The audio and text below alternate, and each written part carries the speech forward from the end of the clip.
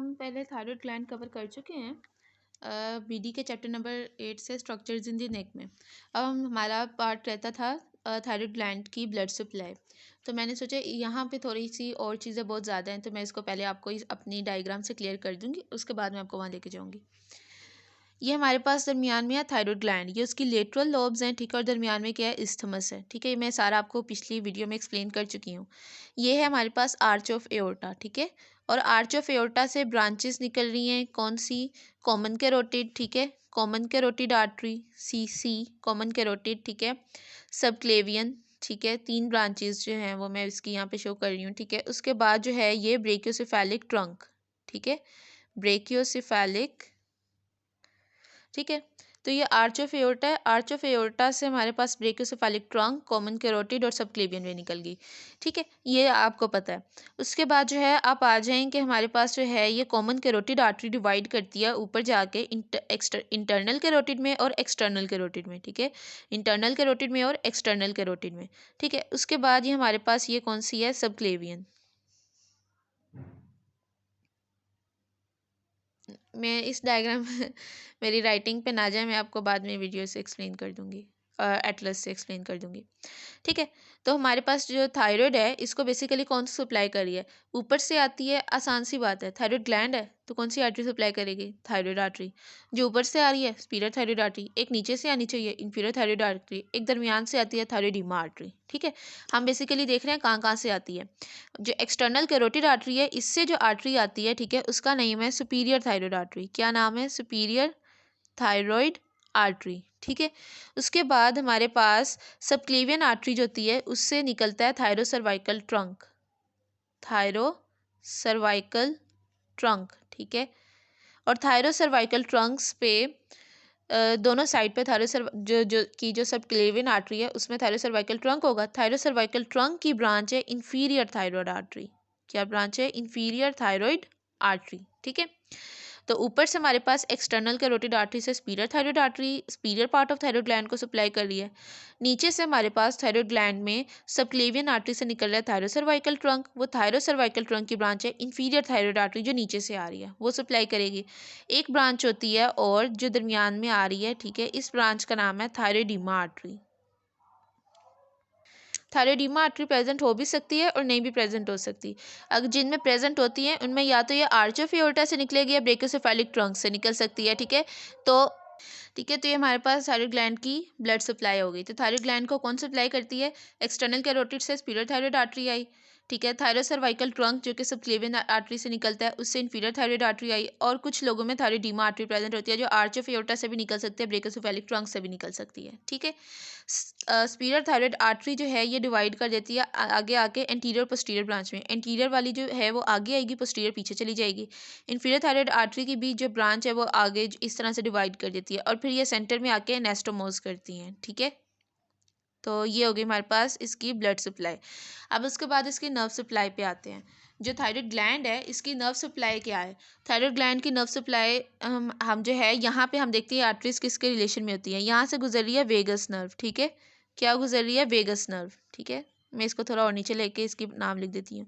Vagus nerve आपने abdomen pelvis में भी बहुत ज़्यादा पढ़ी होगी क्योंकि ये बहुत सारी चीज़ों को सप्लाई कर रही होती है। तो वेगस नर्व आ रही है। इस वेगस नर्व में ना ये जब ऊपर आती है ना तो यहाँ से ये ब्रांच देती है तो ये ऊपर जब होती है ये ब्रांच देती है स्पीरियर लेरेंजियल नर्व। ये स्पीरियर लेरेंजियल नर्व और स्पीरियर थायराइड आर्टरी जो है ना ये एक साथ आ रही होती हैं।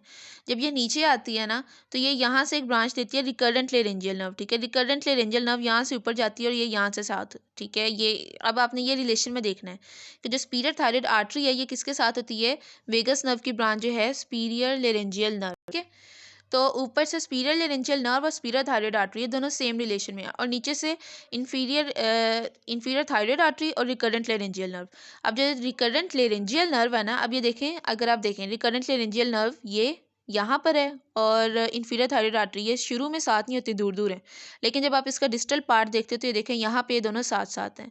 लेकिन स्पीरियर लेरेंजियल नर्व और स्पीरियर थायराइड आर्टरी ये स्टार्ट में भी साथ थे और एंड पे भी साथ हैं। अब मैं आपको इसको एटलस से दिखा देती हूँ, ठीक है, कि आपने इसको एटलस से कैसे देखना है। अब आप यहाँ पर देखें, ये आपके पास थायराइड ग्लैंड है, ठीक है। और ये हमारे पास जो है ना, ये कॉमन कैरोटिड आर्टरी है जो ऊपर जा रही है, जिसने ऊपर जाके इंटरनल एक्सटर्नल कैरोटिड आर्टरी में डिवाइड करना है। ठीक है, और ये डिवाइड कर चुकी है, ये एक्सटर्नल कैरोटिड आर्टरी है। एक्सटर्नल कैरोटिड आर्टरी ने ऊपर से जो ब्रांच दी है, ठीक है, इसका नाम है स्पीरियर थायराइड आर्टरी। ये स्पीरियर थायराइड आर्टरी ऊपर से आ रही है, ठीक है, स्पीरियर थायराइड आर्टरी। उसके बाद हमारे पास यहाँ पर नीचे यहाँ पे सबक्लेवियन वेन है, ठीक है, और उससे आ रही है इंफीरियर थायराइड आर्टरी। ठीक है, ये देखें, ये सबक्लेवियन वेन है और सबक्लेवियन वेन से थायरोसर्वाइकल ट्रंक है। ठीक है, ये सबक्लेवियन वेन है। ठीक है, यहाँ से ये आर्च ऑफ एओर्टा है, आर्च ऑफ एओर्टा से सबक्लेवियन वेन निकली, सबक्लेवियन वेन से ये थायरोसर्वाइकल ट्रंक है, थायरोसर्वाइकल ट्रंक से एक ब्रांच निकली है इंफीरियर थायराइड आर्टरी, जो यहाँ से घूम के जा रही है थायराइड ग्लैंड को सप्लाई करने। थायराइडीमा आर्टरी प्रेजेंट हो भी सकती है, नहीं भी प्रेजेंट हो सकती, सो आपको यहाँ पर नहीं दिख रही तो कोई मसले वाली बात नहीं है, ये हर एक में प्रेजेंट नहीं होगी। ठीक है, उसके बाद हमारे पास यहाँ पे वेगस नर्व आप देख लें, स्पॉट करें वेगस नर्व, ये वेगस नर्व है, ठीक है, जो गुजर रही है, इसको ऊपर से कवर किया हुआ है वेन ने। ठीक है, और उसके बाद जो है हमारे पास ये वेगस नर्व की ब्रांच थी जो ऊपर है ना, स्पीरियर थायराइड आर्टरी, इसके साथ जो ब्रांच है वो होगी स्पीरियर लेरेंज। ठीक है, ये यहाँ पे लिखा हुआ है। ठीक है, तो ये ऊपर जो थी हमारे पास स्पीरियर थायराइड आर्टरी आ रही है दोनों साइड से, और ये ऊपर जो ब्रांच है स्पीरियर लेरेंजियल नर्व है। इसी तरह से यहाँ पे नीचे रिकरेंट लेरेंजियल नर्व भी आपको दिख जाएगी, राइट रिकरेंट लेरेंजियल नर्व, और इस साइड पे भी लेफ्ट रिकरेंट लेरेंजियल नर्व आपको दिख गई। ठीक है, तो वेगस नर्व की ये दो ब्रांचेस, ठीक है, आप देख लें जो इनके रिलेशन में है। ठीक हो गया, तो ये थी हमारे पास इसकी आर्टेरियल और नर्व सप्लाई हमने देख ली। उसके बाद इसकी ब्लड सप्लाई, वेनस सप्लाई देख लें। वेनस सप्लाई जो थायराइड को ऊपर से जो ड्रेन करती है वो होती है स्पीरियर थायराइड वेन। ठीक है, ऊपर स्पीरियर थायराइड वेन, फिर उसके बाद यहाँ पे मिडल, दरमियान से मिडल थायराइड वेन, और नीचे से इन्फीरियर थायराइड वेन। जो स्पीरियर थायराइड वेन है, इन्फीरियर थायराइड वेन है, ये दोनों जिसमें ड्रेन करती हैं। ठीक है, ठीक है, तो ये हमारे पास superior thyroid vein, inferior thyroid vein, ये किस में ड्रेन कर रही है, इसमें। ये क्या है, इंटरनल जगुलर वेन। ठीक है, इंटरनल जगुलर वेन। ठीक है, उसके बाद ये हमारे पास ये इंटरनल जगुलर वेन किस में आ जाएगी, ब्रेकियोसेफेलिक वेन में, और right to left brachiocephalic vein मिलकर स्पीरियर वेना के बनाएंगे, और ये जो है वो हमारे पास राइट एट्रियम में चला जाएगा, डीऑक्सीजनेटेड ब्लड। ये होगी स्पीरियर और इन्फीरियर थायराइड वेन। इसके बाद स्पीरियर और मिडल थायराइड वेन। इसके बाद एक होती है नीचे से जो थायराइड ग्लैंड को ड्रेन करी होती है, वो होती है इन्फीरियर थायराइड वेन। और इन्फीरियर थायराइड वेन देखें कहाँ जा रही है, क्या ये इंटरनल जगुलर वेन में जा रही है, नहीं, मेरे ख्याल है अगर आप इसको ग्लासेस लगा कर देखें, वैसे मुझे भी लगी हुई है, स्पीरियर थायराइड वेन और मिडल थायराइड वेन इंटरनल जगुलर में जा रही हैं, और जो इन्फीरियर थायराइड वेन है कैसा जोक था ये, जो इन्फीरियर थायराइड वेन है वो ब्रेकियोसेफेलिक में आ रही है। ठीक है, तो ये हमने इसकी देख ली यहाँ से आर्टीरियल सप्लाई, नर्व और वीनस सप्लाई। ठीक है, इसके बाद इसकी नर्व सप्लाई थायराइड ग्लैंड में देख लें कि इससे मिडल सर्वाइकल गैंग्लियन से, ठीक है, partly from the superior inferior cervical ganglion से वेदोकंस्ट्रिक्टर फाइबर्स जो है ना वो आते हैं हमारे थायराइड ग्लैंड को। और यहाँ पे देख लें lymphatic supply, lymphatic supply thyroid gland की किस में जाती है, प्रीलेरेंजियल लिम्फ नोड में, यहाँ से जाएगी सर्वाइकल लिम्फ नोड में, डीप सर्वाइकल और लोअर डीप सर्वाइकल, ठीक है, इनमें जा रही है। ठीक है, तो ये इसकी लिम्फेटिक ड्रेनेज है। अब हम देखते हैं थायराइडेक्टमी के बारे में थोड़ा सा।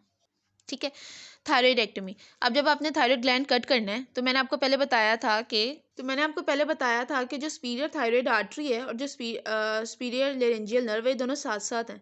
तो आपने जब इसको कट करना है ना, थायराइड ग्लैंड थायराइडेक्टमी करनी है, एक तो आपने ख्याल रखना है कि ट्रू कैप्सूल और फॉल्स कैप्सूल के दरमियान प्लेन ऑफ क्लीवेज देना है, क्योंकि ट्रू कैप्सूल के नीचे जो है वो वीनस सप्लाई पड़ी हुई है आपकी, ये मैं आपको लास्ट वीडियो में बता चुकी हूँ। ठीक है, तो ये यहाँ पर, ठीक है, कि प्लेन ऑफ क्लीवेज जो है वो आपका फॉल्स और ट्रू कैप्सूल के दरमियान देना है, ये मैं आपको लास्ट वीडियो में एक्सप्लेन कर चुकी हूँ। उसके बाद आपने दूसरा ध्यान ये रखना है कि अब आप ऐसा ना हो कि स्पीरियर थायराइड आर्टरी को काटें आप, तो उसके साथ आप जो है स्पीरियर लेरेंजियल नर्व भी खराब कर जाएं। ठीक है, तो आप इसमें वॉइस प्रॉब्लम आ जाएगी क्योंकि लेरिंग्स को सप्लाई कर रही है।